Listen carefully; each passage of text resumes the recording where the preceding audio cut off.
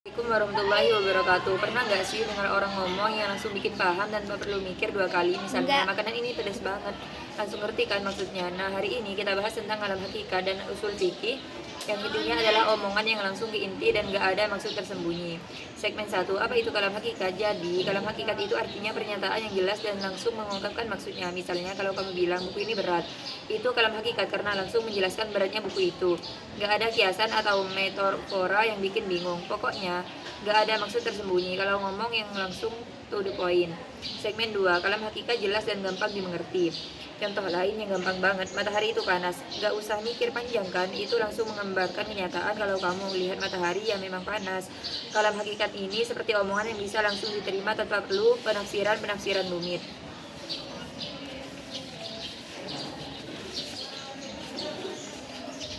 Gak kayak kalimat bintang-bintang bersinar terang di langit malam yang masih bisa bikin kamu mikir, ini maksudnya apa ya?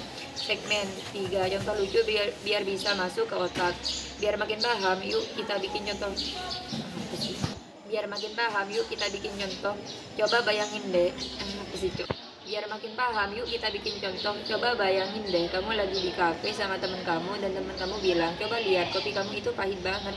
Langsung ngerti kan, itu kalam hakikat karena yang dimaksud jelas kopinya pahit.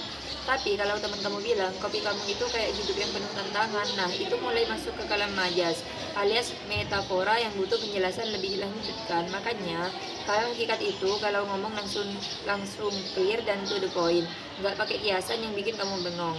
Segmen 4, kenapa ini penting dalam usul fikih? Nah, kenapa sih kalam hakikat itu penting dalam usul fikih? Karena hukum-hukum dalam Islam sering kali dikomunikasikan melalui pernyataan yang langsung dan jelas.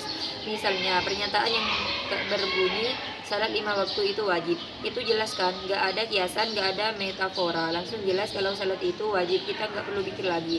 Tentu, kalam hakikat membantu kita memahami hukum dengan jelas tanpa kebingungan. Ini mempermudahkan kita untuk memahami dan melaksanakan syariat dengan baik. Segmen 5, perbedaan kalam hakikat dan kalam majas. Mungkin sekarang ada yang nanya, emang kalam hakikat sama kalam majas itu beda banget nggak sih? Jawabannya iya, jelas beda. Kalam hakikat itu omongan yang langsung to the point, kayak madu itu manis. Kita langsung paham madu yang manis bukan yang lain. Kalam majas itu omongan yang mengandung kiasan atau makna tersembunyi, kayak hatiku hancur seperti kaca yang pecah. Itu jelas bukan berarti hatinya pecah beneran, itu perasaan yang disampaikan dengan kiasan.